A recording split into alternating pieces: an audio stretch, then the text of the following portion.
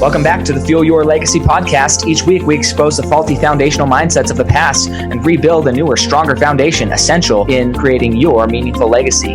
We've got a lot of work to do, so let's get started. As much as you like this podcast, I'm certain that you're going to love the book that I just released on Amazon, Fuel Your Legacy, The 9 Pillars to Build a Meaningful Legacy. I wrote this to share with you the experiences that I had while I was identifying my identity, how I began to create my meaningful legacy, and how you can create yours. You're going to find this book on Kindle, Amazon, and as always on my website, samknickerbocker.com. Welcome back to the Fuel Your Legacy show, and today we have another great guest. I'm so excited to hear her story. I've heard little bits and pieces of it, but I know it's going to knock your socks off. Mauri moved here to Arizona from Virginia recently, and we got connected on Facebook. We decided to meet up. We have similar interests as far as working with Christian-led individuals who are business owners, want to help build a community very similar to what you might have experienced back in the day in a smaller town feel where everybody knows each other. Everybody has the same interest in success. Everybody wants to help support each other's businesses. And we just really connected. Then I heard a little bit more of her story, and I was like, man, somebody who has that much transformation in their life and not necessarily changes directions, but increases focus in the direction they're going. I think their voice needs to be heard and it needs to be shared. And that's why I decided to invite her on to the podcast today and share her voice with you, because if you can take 1 or 2 or 3 pointed questions out of this episode that you get to go and ask yourself and seek out the answer for yourself, then your life could change forever. And not just your life, but your family's life, your spouse's life, your children's life, and your relationship with all of those. And that's what I love about this, is that we have that ability to change lives one podcast at a time. So thank you, Mauri, for showing up. I'm so grateful for you taking the time out of your day to hop on here. Go ahead and introduce yourself. Talk about kind of where you came from. What was your childhood like? How did you experience this big transformation in your life? And why are you so passionate about building the business that you're in today? Well, thank you for having me on. I love to tell my story because it was quite a transformation and it hasn't stopped. It continues. I'm a work in progress. I grew up in North Dakota and I lived in Virginia in the DC area for most of my adult life. And while I was out there, I was really big into different businesses. I've been an entrepreneur for 30 years, and I had taken a lot of businesses from 0 or almost 0 to over $1 million in the first 12 months. And everyone was saying, like, how do you do that? And they wanted to do the same thing. So I was just helping everybody. That was my thing. I want to help everyone to do what I'm doing. And I was very successful. And then at one point, we decided to move back to North Dakota to be with our moms because our fathers had passed away. And I sold my last business in Virginia, sold our house, and moved back to North Dakota. And it was great when I got there because I was in a 21-year marriage. I was healthy, I was wealthy, I was semi-retired. I mean, life was really great. I thought, wow, I'm pretty young for all this. This is wonderful. But I say semi-retired, I needed to have a little, income coming in. So I started a couple little businesses. One was a cabinet design and sales, and I had one decent builder. And then I decided, well, I've been helping all these people all these years to grow their businesses. And I did that for free because I never needed the money. And I thought, I'll do that as a little side business. And with that business, I decided to write a couple of books, put them on Amazon, just business to help people. Well, everything was going great. And then all of a sudden it wasn't. And first came the divorce, which I couldn't stop. And then the next thing that happened was the person I sold the business to, they just quit paying, and then they ended up filing bankruptcy, and there kind of went my semi-retirement. And then the one builder that I was, designing and selling cabinets to quit building. As you can kind of see a trend here. These are just the highlights, by the way. There would never be a podcast long enough to hear the entire story, so I just go through the highlights. And after that, I got really, really sick, and I was literally dying. I was in the hospital for several days, and they're like, at one point on day 5, I think it was, they're like, we think we might have to do an emergency surgery because we need to we need to figure out what's going on here. This is not good. You never want to hear the doctor say this is not good. And day 6, I have this surgery, and I was pretty sure that I wasn't going to make it. I was on death's door for sure. I was okay with that though, because I was talking to God, and I'm like, you know what? If it's time for me to go home, it's time for me to go home. It's your call. And I was making arrangements for my dog because that's about all I had left. I had someone ready to take her in case I didn't make it. Well, I did come out of the surgery, and obviously I'm sitting here, so I did. But when I got out of the surgery and 10 hours later, and I opened my eyes and saw a clock, I'm like, well, didn't make it home to Jesus, did I? I'm still here. And that's fine. God has a plan for me. Well, when I got out of the hospital, I had a long recovery and I couldn't work for a while. And so you can kind of see a pattern here. I'm alone and I'm broke, and now I have hospital bills, and I'm really, really broke and in debt and very sick. And I laugh about it now because I think, you know what, had I not gone through all that, I wouldn't have the transformation and the passion for the things I'm doing today. And I wasn't laughing at the time, but I did have serious faith that God would get me through it all. I never worried about anything. It's like, okay, what's next? I mean, he'll get you through anything that comes your way. And so here I am.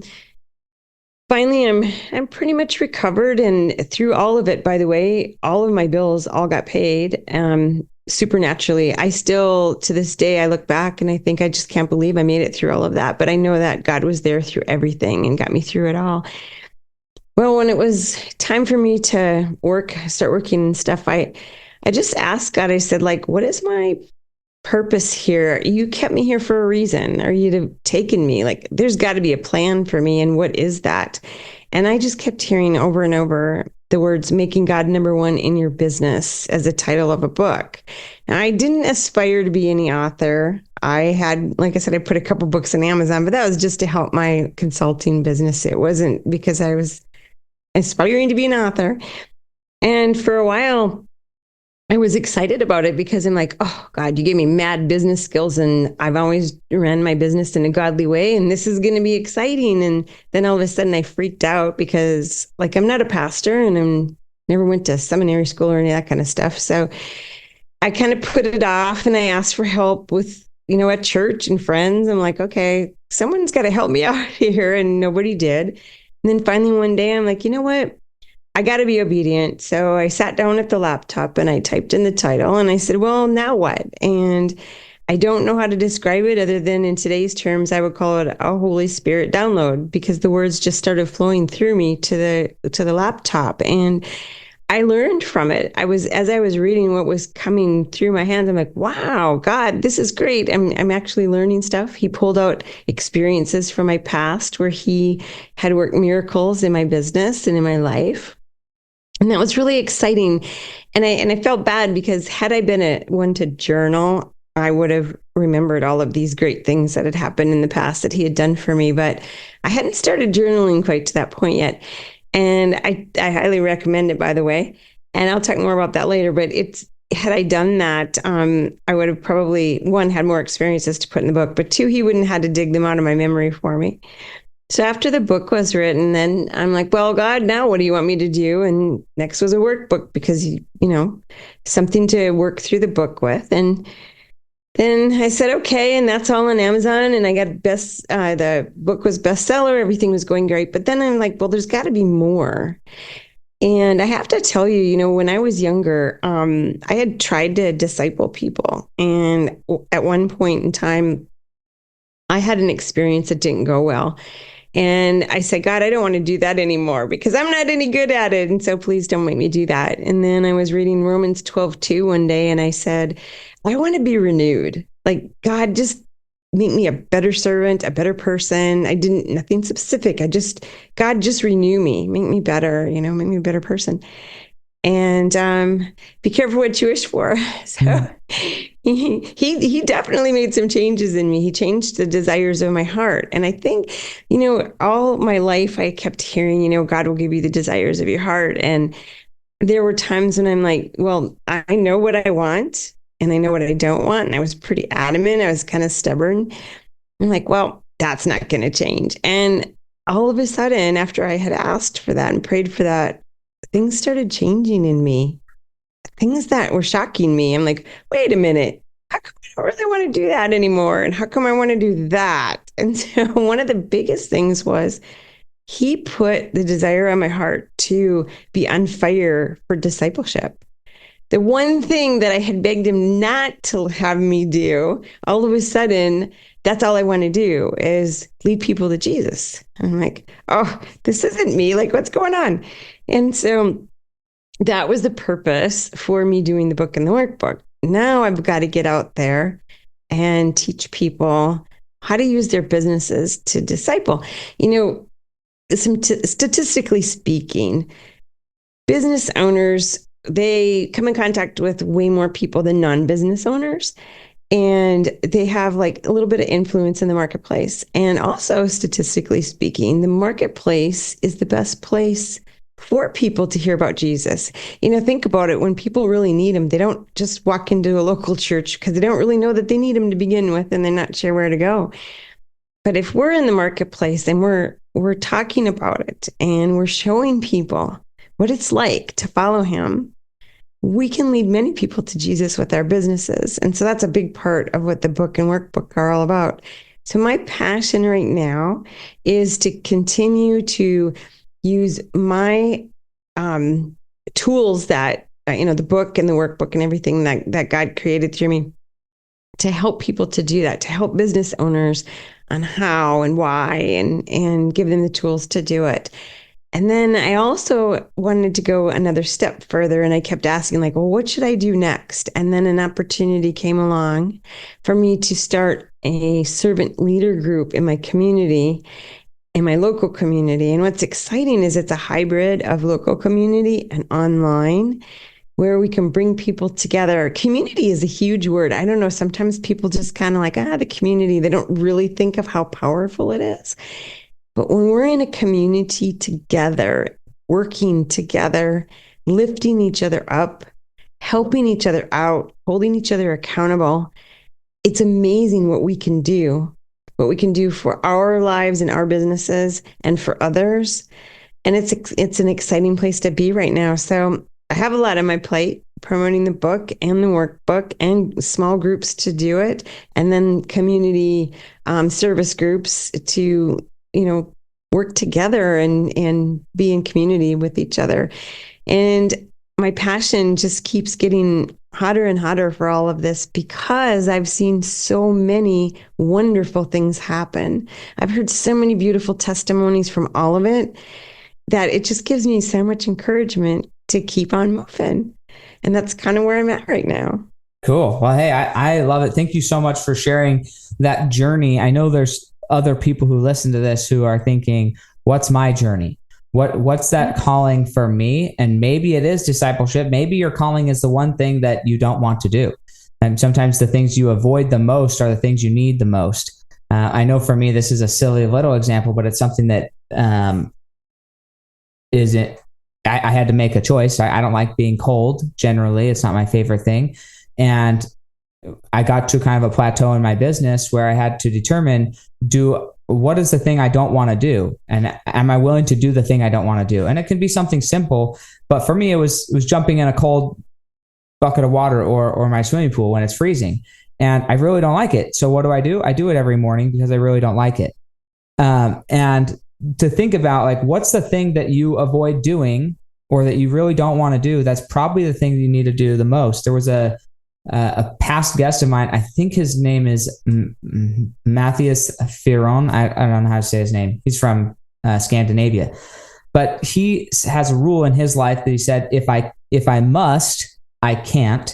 And if I can't, then I must. And obviously there's like probably some caveats to that rule, but basically if you feel like there's a burning house on fire and you have to get something done in your business, then his rule for himself is, if I ever feel like I have to do something, then I refuse to do it. And anytime I feel like, there's just no way I can make that happen, then that's when he commits to it and he says, I've got to make it happen. Just to force himself out of this paradigm that something else is in control of him, but that he's in control of his situation, that something else is going to control his situation, but he's going to control it. So I think those are huge things when we're talking about that. I want to go back just a little bit. What was your family situation like in North Dakota? I've been to North Dakota. There's not much there. So how many siblings did you have? What was it like being raised in North Dakota? Because most people have never even heard the name of North Dakota.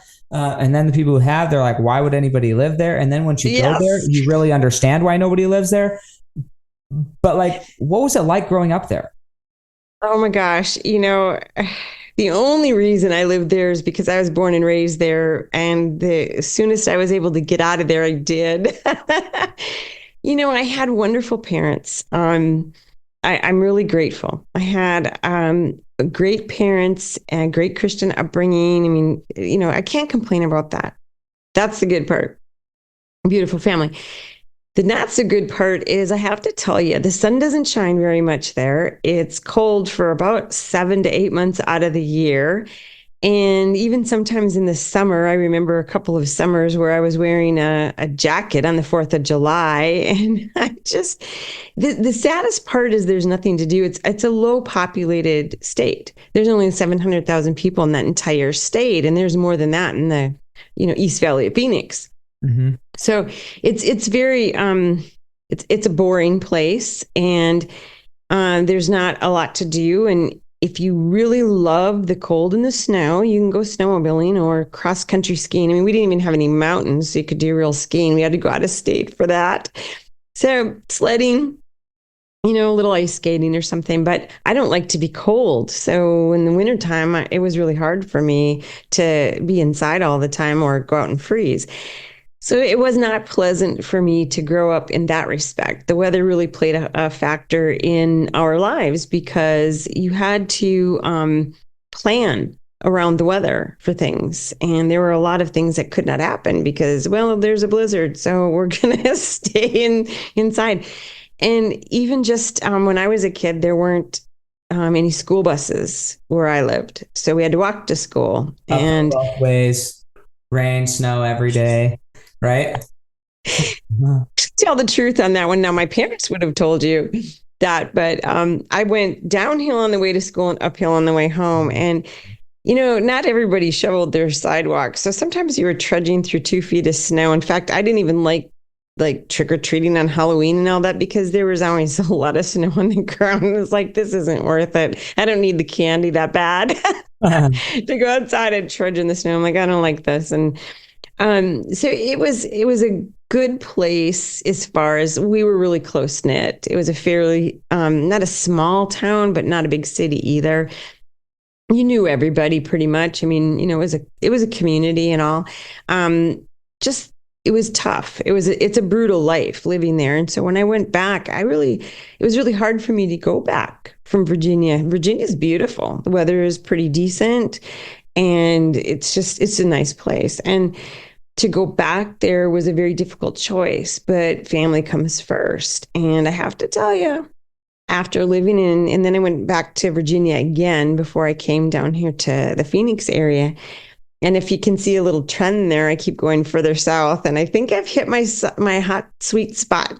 Yeah, no, I'm really enjoying it. It's been cold this this winter, actually. It's been fairly cold comparatively. So yes. Yeah, I know I will even in Arizona be wearing, sweaters and long pants probably up until mid-April when it starts hitting the 90s. That's when I say, okay, it's time to take a little bit of clothes off. June is hot. Yes. It's like 110 is hot. I don't know. It's hot at that point, but it's worth it. It's worth to have 7 or 8 months of good weather to deal with 2 or 3 bad months versus the reverse. So did you have other siblings or? Oh, yes. I had a sister. She's younger than me. She still lives back there. She actually likes North Dakota. Her and her family, they enjoy it, and that's fine. That's fine. Well, that is good. The reason I ask, I'm the 7th of 11 kids, and most of my siblings like small, very rural areas. I don't know if I'm the only one or one of the only ones in my family that would much rather be in a bigger city.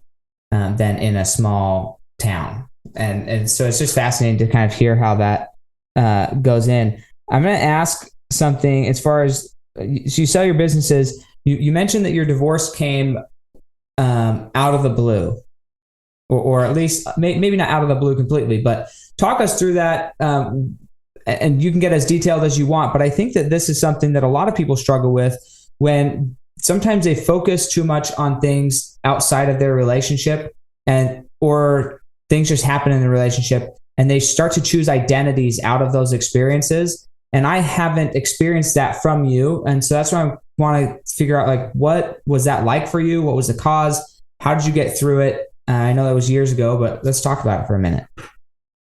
Well, it was tough. I mean, when I got married, I made the vow, till death do us part. And one big valuable lesson I learned is that no matter how hard you try, you cannot keep somebody in your life. You cannot make them love you. You can't force another person on anything. You can pray all day long, and in God can work wonders, but it depends on what that person has to be open to it.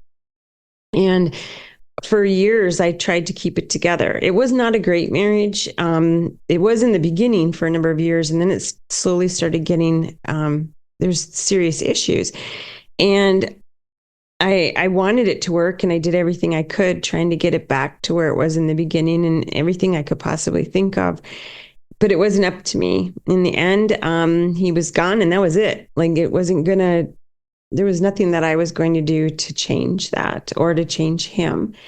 And it was tough because even though the marriage wasn't perfect, I do miss being married. Like, I'm not a loner. I'm not one of those people that likes to be alone. Now I'm very independent. And all these years now I've been living on my own, just like I did before I got married. And didn't go straight from living at home with my parents to getting married. I'd lived on my own for a long time. So it isn't that. I mean, very independent. And as far as like business and things like that, all of that, I can do on my own. But I don't like to be alone. I mean, I don't know how many people really, truly like that. Like, I want to share my life with someone. So that was the hardest part for me, was to adjust to it just being me. And like, where do I go from here? And I'm comfortable with myself. I'm okay. I still keep praying that Mr. Right is somewhere here in Arizona. You never Hopefully he's know. here, not in North Dakota. Oh yeah, exactly. I don't want to go back there.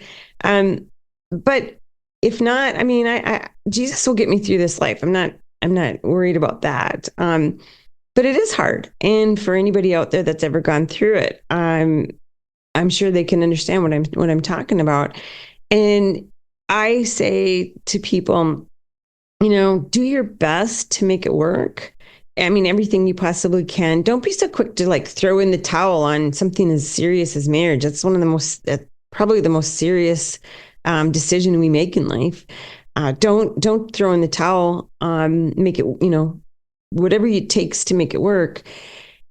But it still takes two people.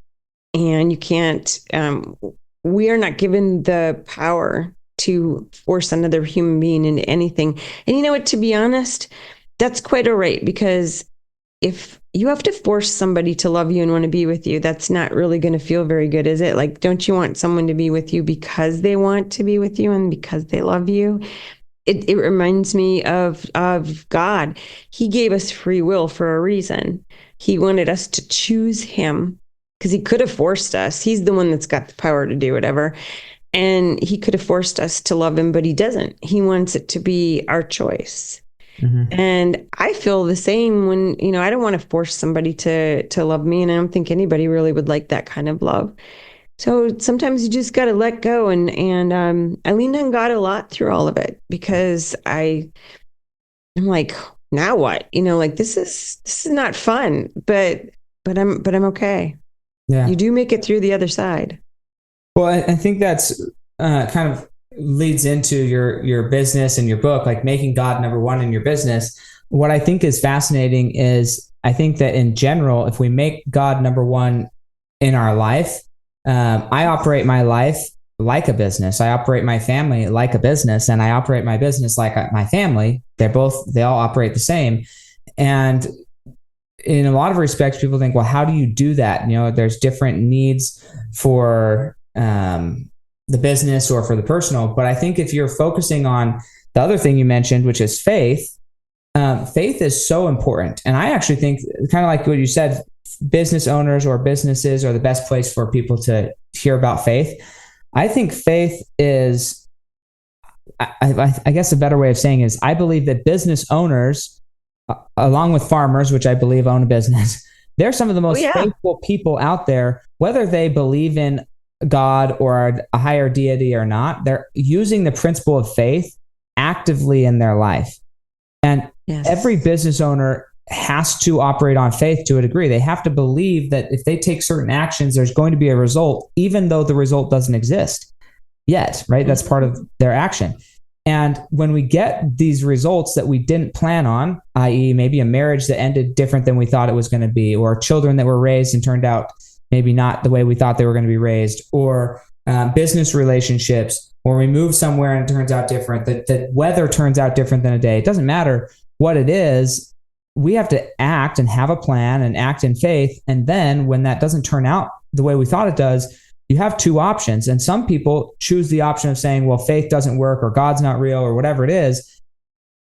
And I tend to say, well, if it didn't work out, then what I did learn is that what I did worked to get that result, which means what I need to do is do it differently, do it faster, do it better, whatever the case is, to get the desired result that I want. And sometimes people say, well, the course of action is not working. Sometimes you need to just get better at the course of action. You need to be doing something long enough that you get the result. If you want to drill a well and you just make one little hole, it's not going to be there. But you have to keep digging and keep digging and keep digging until the well gets there. And so that's the same thing in our businesses. We have to keep acting in faith always.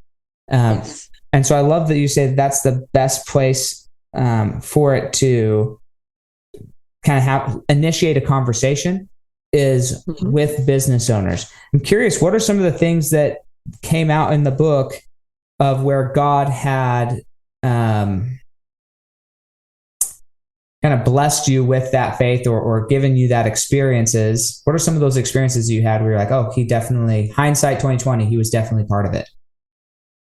Well, one that just comes to mind right now is I owned a couple of flooring stores for quite a few years, and I had a job that we were supposed to do. And for anybody out there listening, the construction industry is one of those industries that if anything can go wrong, it will go wrong no matter how good you are. And most people know that are in the industry. I had a contractor that came to me and wanted to start giving me all their work. And I was like really excited because this could really be good for business, right? And I took on a project, but there was a caveat to it. Like if you didn't have the job done by a certain time, they would get a fine for every day they were late with the job. So of course, that trickles down to the subcontractor, which was me. So the job had to be done on time. And if it wasn't, they were going to start taking money away from me. Well, everything was just fine. It was a tile job. And I ordered all this porcelain tile and everything was all on schedule. Everything was going to be just great. And then I get a call saying, we're sorry, but the tile is on back order for an indefinite period of time. We have no idea. It could be weeks. I don't even remember what they told me offhand as far as how long it was going to be, but it was not happening. The tile was not coming. And I'm like, okay, I'm always trying to pray about everything, and I'm like, well, okay, God, I need to do something about this. So I started looking for another vendor that had the same tile. I didn't tell the customer yet because I don't like to freak people out. Like if I can resolve something behind the scenes, you do that because you don't want to freak somebody out for no reason. And I'm calling around and I'm trying to find this tile. I'm trying to find somebody who's got this much of it in a warehouse somewhere. I mean, anything that I could do to get this tile. And just at the last minute, when I was going to have to call the client and say, the tile's not going to be here next week. We don't know when it's coming. Oh, I was dreading that. All of a sudden, one of my employees comes running into the office and she said, you got to come and look at this. The tile was delivered. Wow. So I called the vendor. I'm like, well, I thought it was on back order. They said, we do not have a clue what just happened. They had no, like I'm paraphrasing a bit. All the details. This was quite a few years ago. All the details I don't remember at the moment, but I remember how I felt more than all the, like the amount of days and how it all worked out. But I remember how I felt. I'm like, God, thank you. You did this because nobody could figure out how on earth this ever happened. It showed up on time. The job got done in time. Everything was just fine. And I truly believe it was because I was calm and faithful, and I didn't, I didn't freak out and worry. I just, just move forward and have the faith. You were saying business owners, everyone has some sort of faith. It's the truth, because faith is something you hope for that you can't see. I mean, you don't hope and have faith in something you already know. Like, you know what I mean? Like, what would you have hope for if you already had everything? So you have to have faith that you're going to get what you're hoping for. And hopefully that made sense. But if you don't have, if you're not willing to take a leap of faith, if you're not willing to take a risk, which is a leap of faith, really, then you're not going to get very far in business. It's just part of being in business. You need to have faith that you're going to make it. You're going to do it. He's going to be there for you, and whatever you believe in, like you said. But faith is huge. And there were other times too. There's actually several experiences in the book about this, about how supernaturally something happened and no one can explain it.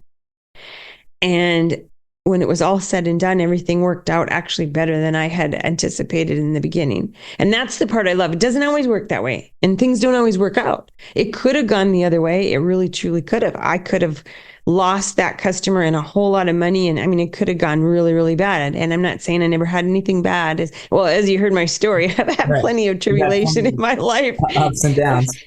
Yeah, I've not had a perfect life. I mean, I don't think anybody has. But there have been times when, I've held that faith and I've gotten through it all, and there's been something better on the other side. And that's what we have to hope for, is that no matter what comes along, there's a rainbow after the storm. And you got to focus on the rainbow that's coming. Even though you don't know what that rainbow is going to hold, you still have to focus on that instead of the storm. Yeah. And what's fascinating is something else you mentioned when you were writing the book. Thank goodness that you were able to have him remind you of all those successes. But the other thing is, like, so many people, they don't have their success reel, right? People ask me, why do you have all these trophies and things in the background on your video? And, for when I first started in business, I thought the trophies that I got and the recognition that I got was to say good job. I thought it was to say good job. And I was like excited to be recognized to say good job. But what I learned was, as I started to climb the success ladder of business, when you're making very little money and you have a bad month or two, whatever, then your bad month fluctuates maybe a few $100s, good or bad. It's very small fluctuation. Well, the same fluctuation in ratio could happen at a bigger scale. So now when you're making $250,000, maybe the fluctuation is no longer just a few $100s. Now it's a few $1,000s, right? So the waves get bigger the farther out into the journey you get. And what I've recognized now, or at least this is what I've come to the conclusion of, that these awards, they're not for me, or they're not for recognition of me. They're not even to show anybody else.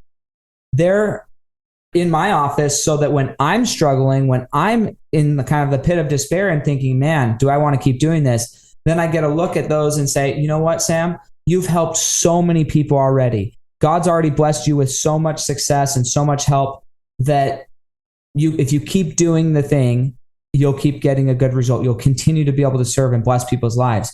So the recognition is more of a reminder that I've already been blessed and that I will continue to be blessed as I continue to work, not as a way to flaunt success to other people, but as a way to remind my own self that I will continue to be successful. And so many people, they don't have a success reel to play through their mind. They didn't keep track of their successes well enough to be reminded of all the gifts. And I think of in the Bible, the parable of the talents.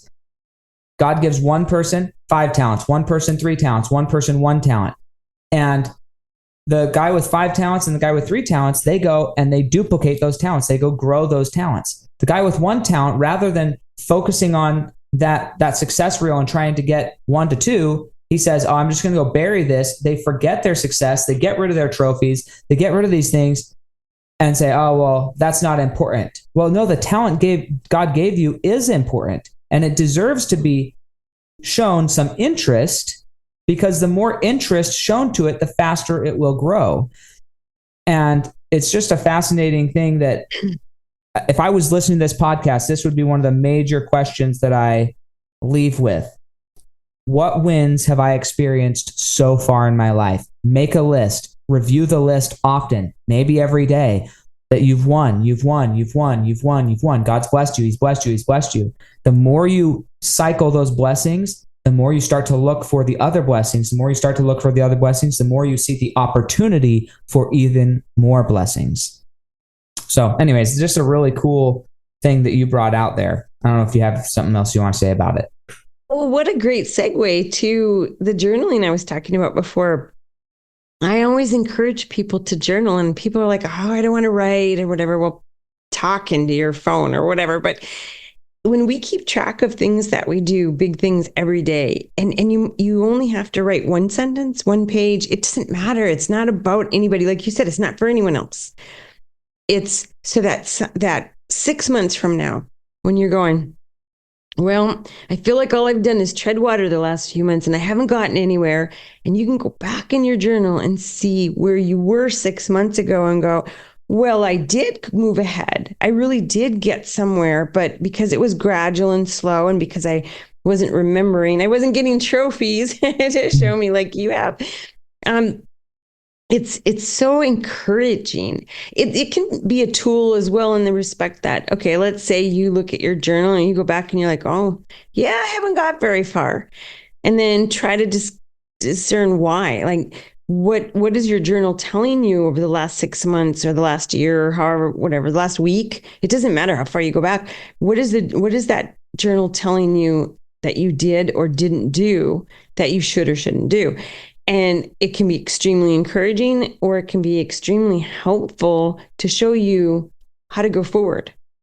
And it can also tell you what God's been trying to tell you over the last however long you've been journaling too, because a lot of things we hear and see at a particular time, but they don't make sense to us until we go back and we look and we're like, oh, that's what that meant. You have to have a little bit of time. Things are coming to us in life in pieces. And it doesn't matter whether you believe in God or not. I don't know anybody who has gotten their entire life, the puzzle or picture of the puzzle in front of them in the beginning, where they've seen their entire life in front of them. Nobody gets that. Nobody has that. We get it all in pieces. And if you journal those pieces, you can go back and you can put some of the picture together that you forgot about. And I love the trophy thing. That is awesome. That is such a great analogy. Because you can look back at that and go, you know what? I did help a lot of people. Or you can go back in a journal and say, you know what? I did accomplish, back then I made, $5,000 a month. Now I'm making $5,100 a month. Now $100 isn't a lot, but it's more than it was 5 months ago or 6 months ago. Or you can go, well, gee, I was making 5. Now I'm making 45. Where's the disconnect? Like, what did I do that I need to change? What do I need to do here to make it better? And it's just whatever you use, whether it's, a shelf with like trophies or whatever, something to show you, certificates, anything like that, or a journal where you write in every day, or something you speak into. It really doesn't matter what your method is of the tool that you use to get this down. It's just a way for you to remember, to keep it on your mind and to be able to go back and learn from it. So I love that. I love that we both have our way of doing it. It's just different. Yeah. And something else that just came to me as you were talking is my mind was caught back on, who gave me the trophies? And then the next question to that is, who am I giving trophies to? Am I giving my wife trophies? Am I giving my children trophies? And maybe the trophy isn't an actual physical object, but is it something that I'm going out of my way to recognize, hey, this is a talent of yours. This is something that I recognize. You don't know me from Adam. Maybe it's somebody that I see do a good deed in the store, and do I go give them something that says, hey, you know what? I saw you did this, and you're like the number one citizen today in my mind. You're somebody that I aspire to be more like. Here's a little something that I can give you that's basically expressing my awareness of your greatness. And I think that that's something I could do better at. I can do better at sharing those and coming up. I don't know what it's going to look like. I'm now brainstorming on La La Land. What does that thing look like? How can I share and put somebody so that they can carry it with them? They can have it on their wall and say, hey, this made an actual real difference in somebody's life. I've done a good thing. I can continue to do good things. And I'm going to be happy to show what I did. Like right now, our kids are 7, 5, and 2. And whenever they do something at school, whatever, draw a picture, they come and they show it. They're proud of it. And there's a point in our childhood where we get told that showing what you're proud of is not good. You shouldn't do it. It's not humble. It's prideful, whatever. And I don't know what point that is for which individual. It's probably different for everybody. But what if we were more willing to share our gifts? Just like for you, hey, I didn't want to be a discipler. I didn't want to go and bring people there. That was the thing I didn't want to do. But now that God gave you this gift of renewed life, change, rather than saying, oh, do you want to come learn about Christ? You're saying, look, this is my calling. I'm going to share it with you with the full authenticity of this is who I am. This is what I'm excited about. And I'm not embarrassed or ashamed of that this is who I am or my calling, because this is the talent that God gave me at this stage in my life. So just huge, man. We have so many more things we could cover, but we're out of time, which is unfortunate. If somebody wanted to get in touch with you, learn more about your books, maybe be part of your business leaders network where they were able to connect with you and other spirit-led, faith-led business owners, where would they go about doing that? Well, the best way to reach me is just an email, which is Mauri, it's MAURI at MauriRene.com, which is MauriRene.com. And I am also I have a Facebook page, Mauri Rene. I'm on LinkedIn with Mauri Rene. My Facebook personal page is my full name, which is Maureen Kendall, but it's got Mauri Rene in parentheses, so you can find it. But the best way, would be to shoot me an email, because that way we can start a conversation. And if you want to purchase my books, you can go to MauriRene.com to the shop button, and all my books are on there, or they're on Amazon as well and Barnes and Noble. So pretty much anywhere you can find. My book is Making God Number One in Your Business, Integrating Faith with Business Practices. And there is a workbook you can purchase also to help you get through it. And what I highly recommend is getting a small group of business owners together to work on it, so you can lift each other up, expound on the tools, because it's not the be-all end-all book. It can be expounded on with a group of people, and you can have accountability and have some fun with it. You're supposed to have some fun in this life too, Don't forget to have a little bit of fun with everything that you do. Enjoy what you do and love what you do. It's a happier place. I love it. Well, we're going to end it there. I cannot think of anything else to add that is more important than the message you just shared. So thank you so much, Mauri, for coming on here, and we'll catch you guys later on the next time on the Fuel Your Legacy show. Thanks for joining us. If what you heard today resonates with you, please like, comment, and share on social media. Tag me. And if you do give me a shout out, I'll give you a shout out on the next episode. Thanks to all of those who've left a review. It helps spread the message of what it takes to build a legacy that lasts. And we'll catch you next time on Fuel Your Legacy.